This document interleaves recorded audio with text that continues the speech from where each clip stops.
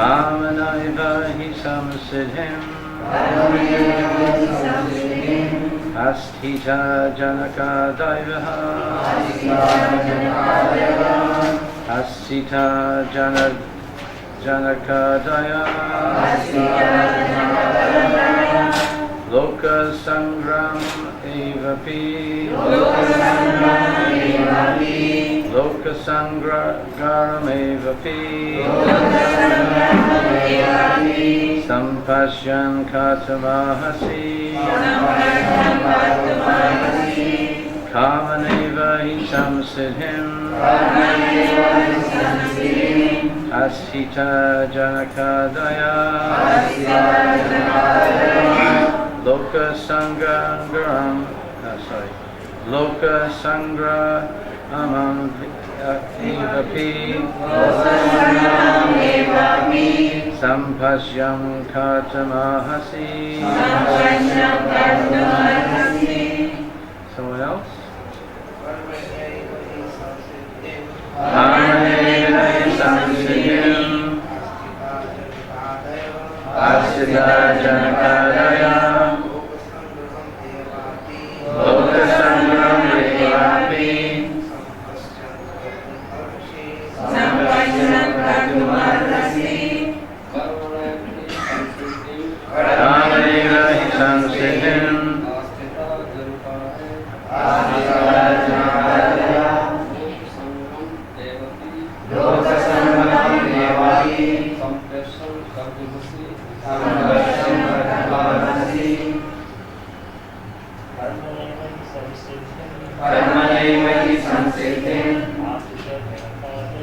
Asthita janaka daya Loka sangram evapi Sampashyam katamahasi. Karmaneva hi samsiddhim Asthita janaka daya Loka sangram evapi Sampashyam katamahasi. Kamaneva hi samsiddhim Asthita janaka daya Loka sangram evapi Sampashyam katamahasi. Kamaneva hi samsiddhim Asthita janaka daya Loka sangram evapi Sampashyam katamahasi.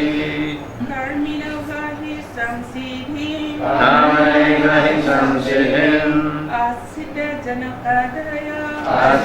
janaka daya Loka sangram evapi Sampashyam katamahasi.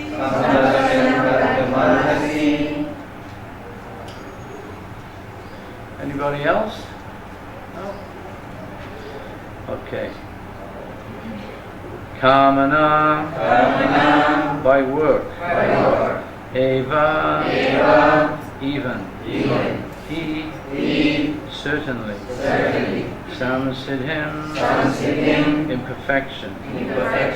Asthita, situated. Janaka adaya, Janaka and other kings. Loka sangrama, the people in general. Eva, api, also. Sampashyam, considering. Katam, to act. Ahasi, you deserve. Purport by His Divine Grace Srila Prabhupada. Translation and purport by His Divine Grace Srila Prabhupada. Kings such as Janaka attain perfection solely by performance of prescribed duties. Therefore, just for the sake of educating the people in general, you should perform your work.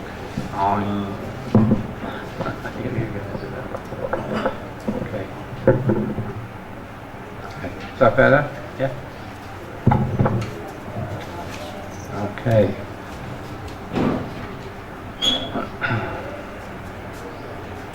Purport.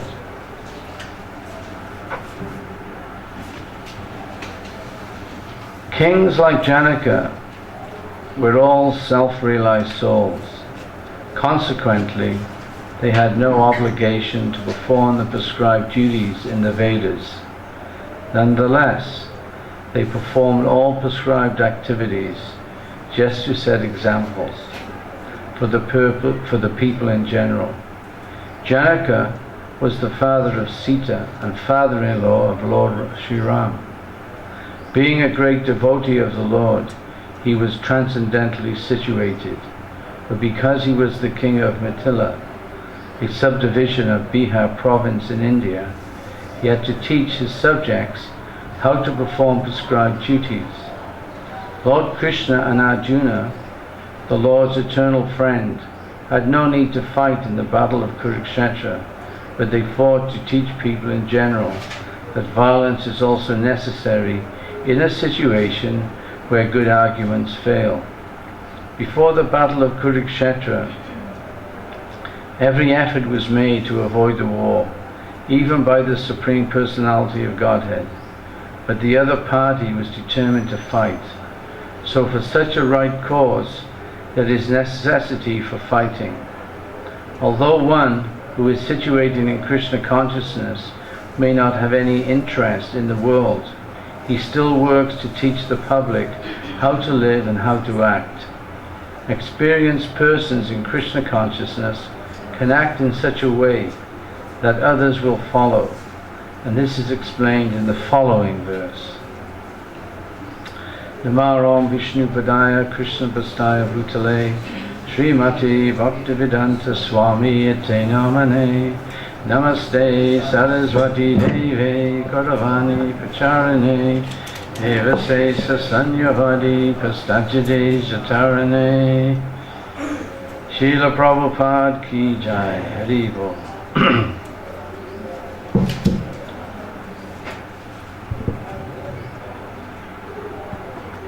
Is there any more water? Could you get me another glass?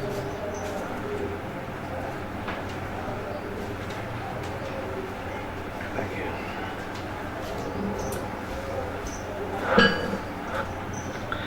you. So this is it's like a replica of the sloka that I gave, that I read out in Bhagavatam class this morning. Pretty much exactly the same. It's good. It's good to repeat things. So whatever a great man does, common man will follow, and that was Krishna's line of thought. And in Bhagavad Gita, Krishna says that whatever a great man does, common man will follow. And that's why, as the Supreme Personality of Godhead, he also has a duty. Because Krishna says, if I do not act, then everything will fall to ruin. No one will follow any prescribed duties, and everything will become a big mishmash like it actually is today. In society today, the reality is, the world's societies is a total state of confusion in terms of a direction to have collective peace and prosperity in the world. We're going sort of the opposite way. Because just like this morning, we were talking about the state of the world that the world's in today, because we have rejected this Varna ashram system. Not that most people knew it existed anyway. I mean, we have a sort of perverted reflection of the Varna ashram system, which functions to some extent in India today, but it's more called the caste system. And it's basically based on birth only, by birth. One is a Brahmin by birth, one is a Sudra by birth, one is a Vaishya, and by birth one is a Kshatriya. But, like we were saying this morning, it's from the heart, it's more about the consciousness of the heart during conception of the child or the baby. So the heart, it's very important. The heart plays a very big part in an individual's development in spiritual life.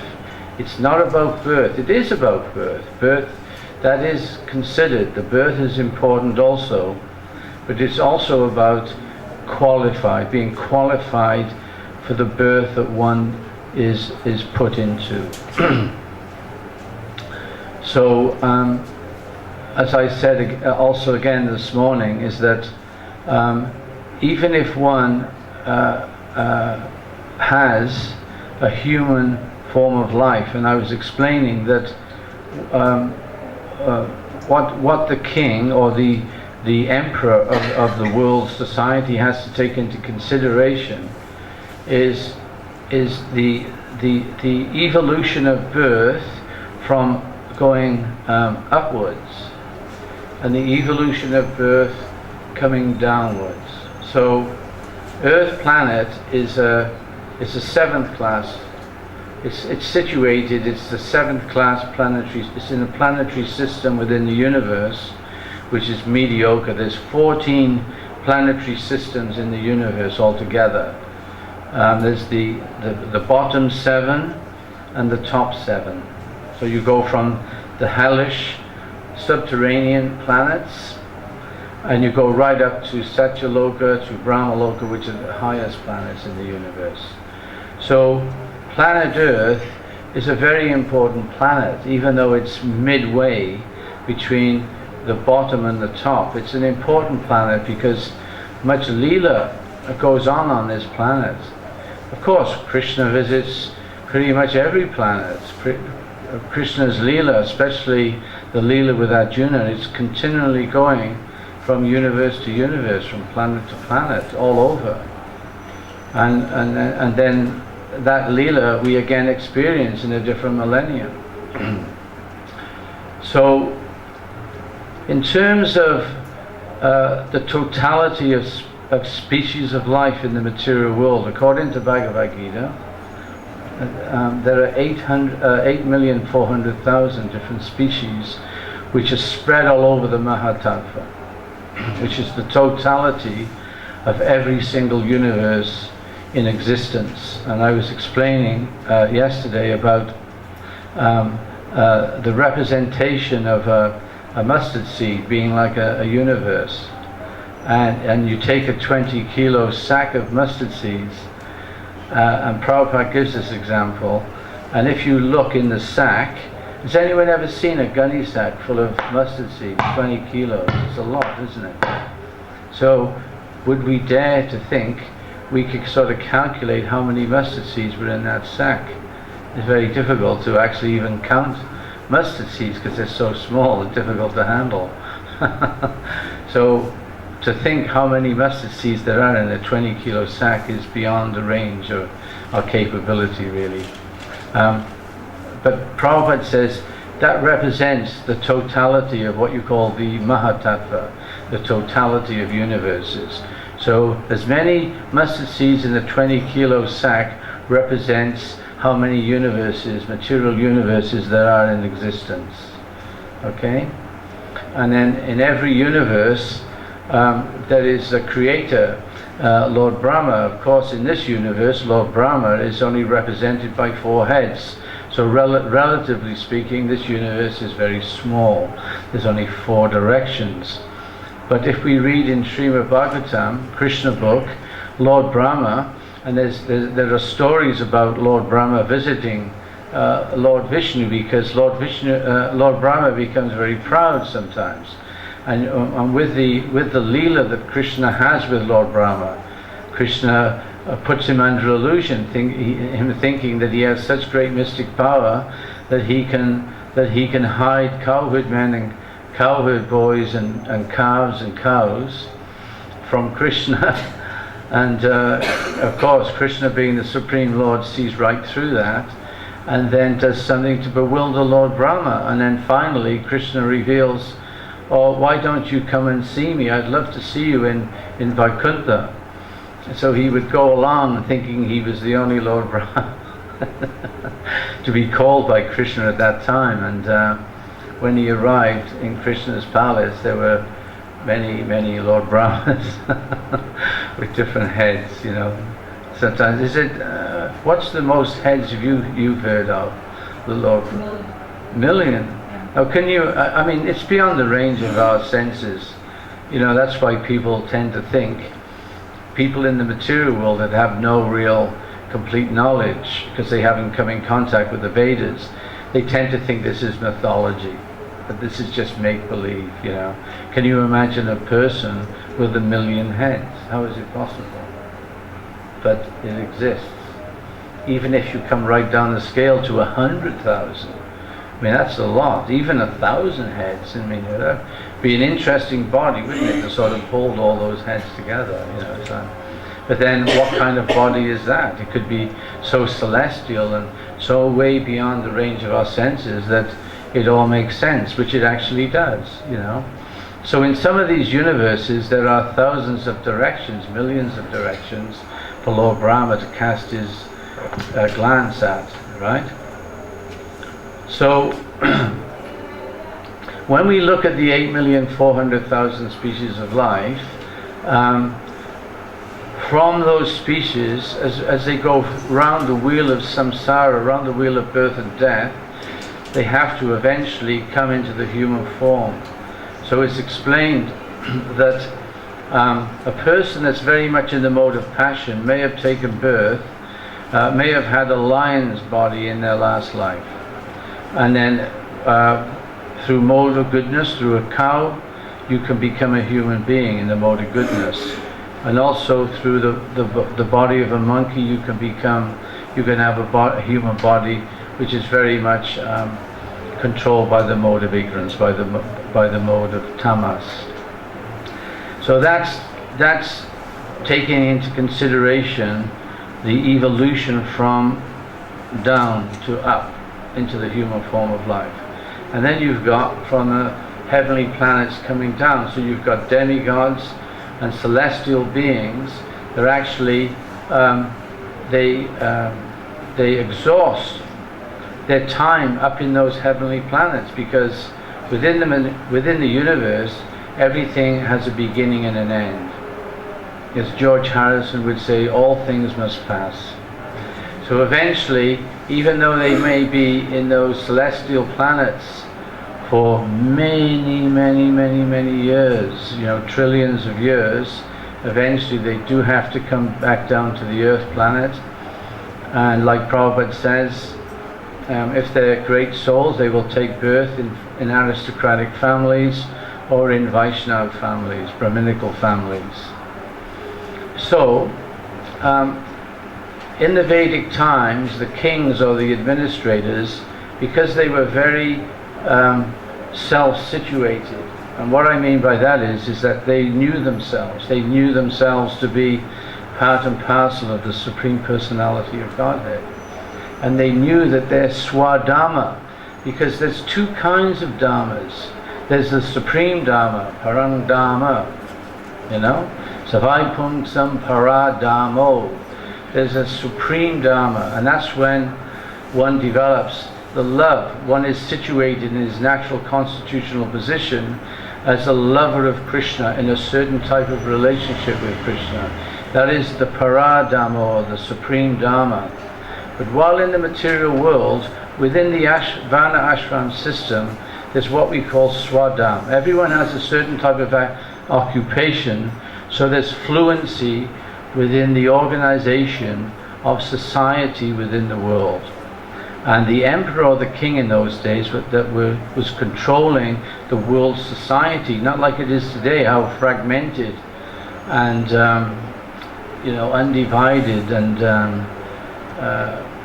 very significantly inappropriate the way things are going these days in the world. It would be very fluent, very gelled, very much in sync with the need or the process to eventually reach or develop one's love for Krishna. So Swadharma means one can be as a Sudra, for instance. Sudra means to serve the other three Varnas. But even within the Sudra class of people, there were carpenters and stonemasons, and there were all kinds of very skilled work. It's not that Sudras, it's not that they don't have any intelligence and they're just simply taking on instructions. they're also very intelligent Sudras because they had occupations within themselves. But those occupations were classed as Sudra division. And there's nothing wrong with that because we're very dependent on our feet, aren't we? If we look at the body, without walking, without the feet, it's very difficult. The body is incomplete. And then if we go to the Vaishya class represents not only farmers, but they represent banking and finance and accountability. So one is born with a body and an intelligence and mindset to be a Vaishya within one of those divisions that sit in the Vaishya class of men. And then we have the administrators, of which Janaka, now he is also a king, and he has big responsibilities in making sure that the citizens of the world are actually in sync within this Varna ashram system. And he is also not independent. He is dependent on instructions and authorities from the Brahminical class, the head of the body. So we have the head, which represents the Brahminical class. We have the arms, which represent the Kshatriyas. The stomach represents the Vaishya class, cultivation of food and maintenance. And then we have the Sudra class, which have many occupations or sub-occupations, but they also represent a service attitude towards the other three Varnas. So it's the king's responsibility to make sure this is all fluently happening. And then within the center of all that is the understanding, the spiritual understanding of every person, regardless of their swadharma, is that they know that they are spiritual. They know that they're not the body. And they, side by side, along with their swadharma, along with their daily occupation within society and the world, they also realize the postgraduate study, actually, like Bhagavad Gita and Srimad Bhagavatam, because they were standard literatures within the Varna ashram society, and they were guidelines of how to develop that devotional aspect of their lives. So it was a very complete system, and Srila Prabhupada, he wanted to establish the Varna ashram system within society because that is considered human. Without the Varna and ashram, one is not really considered a human being. Human form is there. We have human forms, but there has to be a level of consciousness to qualify as a human being, and that begins with Varna ashram dharma. And without that, one is simply, there are so many different names to describe. But you can see, if you take a short plane ride, even within India today, you can see that governments are very corrupt. It's all about bribing. To get anything done these days, there's no compassion, there's no softness within the heart. Like we were talking about Rishabh Dev, he was saying how even though when babies are born, there is the aid of the genital, that is the aid of the semina.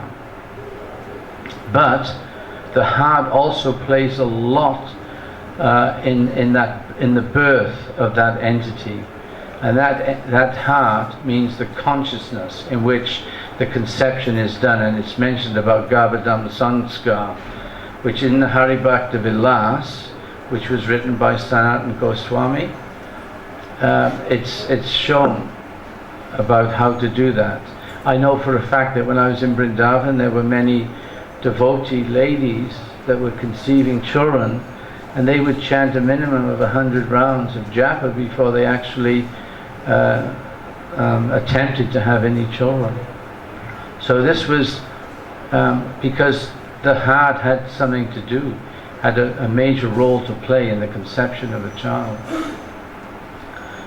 So all this information the king has at his fingertips. The king is a self-realized soul.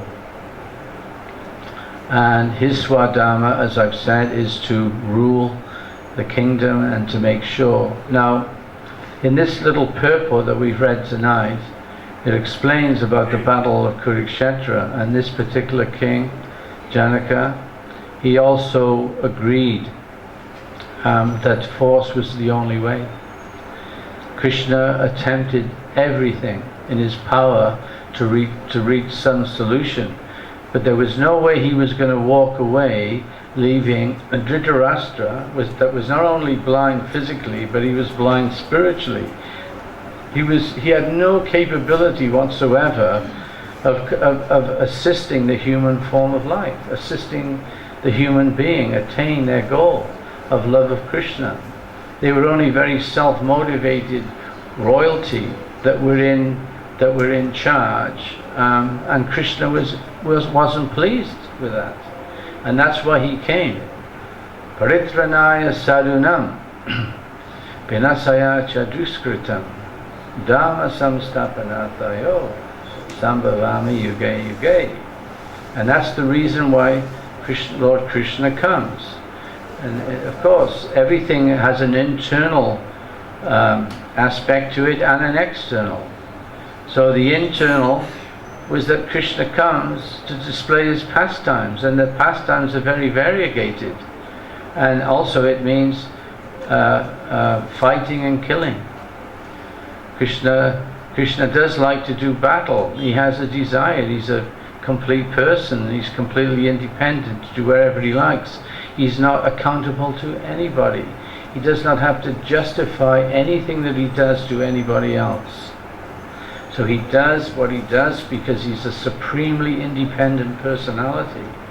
So one of the things Krishna does is he likes to fight with demons. But that doesn't happen in the spiritual world. Demons do not exist in the spiritual world. It's only in the material world. So even you can see with Jai and Vijay, the gatekeepers, it's all Leela, and they take birth. They were condemned by the Kumaras to take 3 births in the material world, but it was all the plan of Krishna ultimately.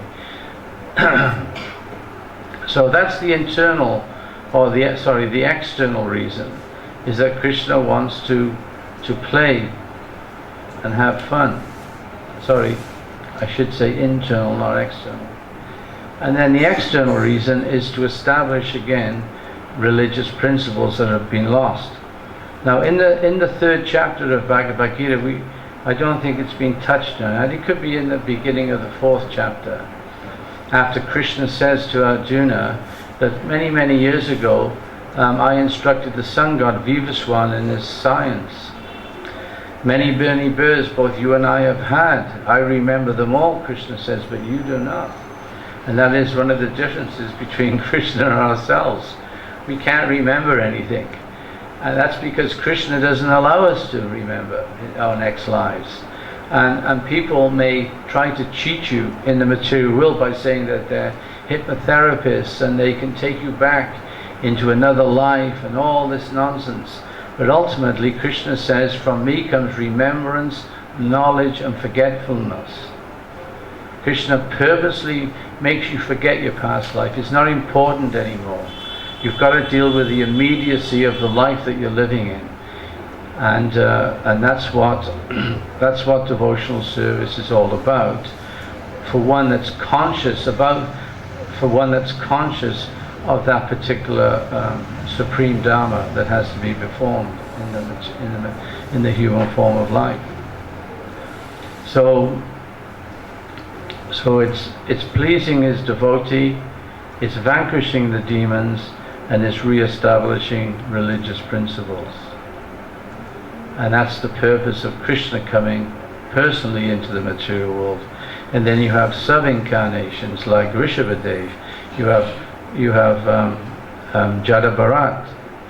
And Jada Bharat, as we'll go into the Srimad Bhagavatam, slowly that chapter's coming where Rishabhadev hands over to Jada Bharat the kingdom. And Jadavarat, you'll read, is a magnificent emperor and king and devotee of Krishna, and he rules the whole world so extremely well that everyone in society is very, very happy and well situated. It's almost like being in Vaikuntha, because everything's controlled. It was only later on when Kali Yuga came into being, when Dwapara Yuga finished, that particular yuga finished, and then we entered into the Kali Yuga, and then Kali took birth. And then when Maharaj Parikshit, journeying through his kingdom, then he saw Kali with the cow, with the Dharma, with the bull, 3 legs, only standing on 1 leg, and he could see the signs, and Kali had to remain, even though Maharaj Parikshit wanted to just cut his head off, but he realized this is Krishna's plan. Kali Yuga exists for a purpose. So wouldn't it be nice if we had a Janaka today looking after the society? Very fair, very pure-hearted person looking after society. Like who's in charge of the Congress Party today? Like who's in charge of the government? Do you know? Does anyone know who the President of India is, or the Prime Minister, actually, isn't it? Who's the Prime Minister of India today? No one knows. That's good. That's good, no one knows. Who said something? Yes, you? Oh, okay. So what's he all about? Is he Krishna conscious, do you think? Is he pure-hearted? You know, I read just before I came to India, I was living in India in 1970s, 1980s, and but since coming, it was in the newspaper in Australia that India have become one of the biggest exporters of meat products now in the whole world. And Bharatvarsha, as we read about Lord Bharat, before it was Bharatvarsha, it was another name beginning with A, Anu something, I forget exactly what it was. But after Bharat, because Bharat was such a wonderful person, a wonderful king, they named this land Bharatvarsha. So today, how sad it is, you know, that the Indian country in India, they're embracing the Western culture, you know. It's a real shame. So, what are you going to do about it? What do you think should be done? Huh? Cow protection. How can we change things? What do you think? How can we change society? Society seems to be so deep-rooted now, doesn't it? The way it's going. It's a headless society, the blind leading the blind, the ignorant leading the ignorant. Democracy is a complete fallacy. It doesn't really mean anything, actually. Because, you know, politicians go out and they try to get as many votes as possible off the common man. And usually the common man, that's why they call it the common man, because he's common. He doesn't have, his values and beliefs, they're very distorted and very low class. Like a common man will think, well, I've got a packet of cigarettes, and you know, I can afford these cigarettes right now. But if the government is going to put extra tax on these cigarettes, I'm not going to vote for the government. I'll vote for somebody else. So their vote, a democratic vote, is based on the value and belief of the individual. So the value and belief of an individual may be based on how many cigarettes he's allowed to smoke smoke every day. So there's no question of that being anywhere near just the basic moral principle, what to speak of a spiritual principle. But that's democracy today. It's a numbers game. How many votes? It's numbers. That's all it is. The governments, they don't even look at people as people. They look at people as numbers only. How many votes can I get on a piece of paper? How many ticks in a box can I get? It's based on all those ticks in boxes, then I'll be voted in. And then I can manipulate, because I have so many desires to fulfill. I am never satisfied. I need more and more and more and more. So a politician is a very good niche. If I can somehow or other get the faith of the people, and to do that, they give so many false promises. I will do this. I will bring down taxes. I will allow you to drink more. I will allow you to have more sex. I will do this. I will do that. They will do abortion. If you don't want this child, if the pregnancy is getting in the way of your sex life, then yes, I will allow abortion also.